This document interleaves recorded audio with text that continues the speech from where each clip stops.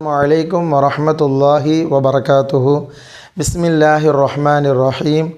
Rabbi shrah li sadri wa yassir li amri wahlul 'uqdatam min lisani yafqahu qawli.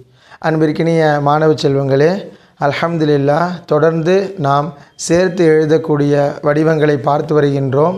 மாணவர்கள் பாடத்தை புரிந்திருப்பீர்கள் என்று நம்புகின்றேன். அல்ஹம்துலில்லாஹ், இன்றைய பாடத்தில் நாம் ஹா என்ற எழுத்துடைய சேர்த்து எழுதக்கூடிய வடிவத்தை பார்க்க இருக்கின்றோம்.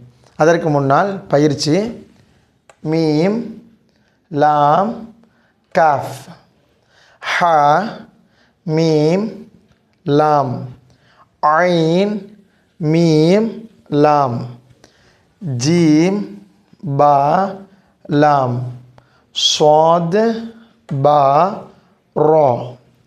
தா, நூன், மீம். இன்றைய பாடத்தில் ஹா.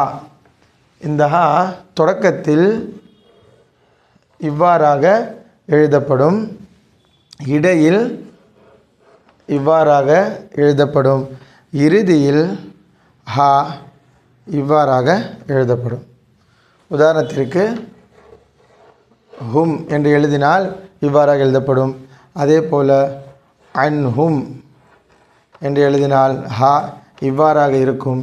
இறுதியில் அன்ஹு என்று எழுதினால் இந்த ஹா இவ்வாறாக வரும்.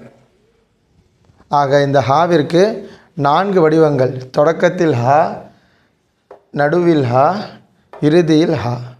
தனியாக எழுதும்போது இவ்வாறான வடிவத்தில் இருக்கும். இந்த எழுத்துக்களை மட்டும் மாணவர்கள் எழுதி பயிற்சி செய்ய வேண்டும். இன்ஷா அல்லாஹ் அடுத்த வகுப்புகளில் அடுத்த எழுத்தை பற்றி பார்க்கலாம். அஸ்ஸலாமு அலைக்கும் வரஹ்மத்துல்லாஹி வபரகாத்துஹு.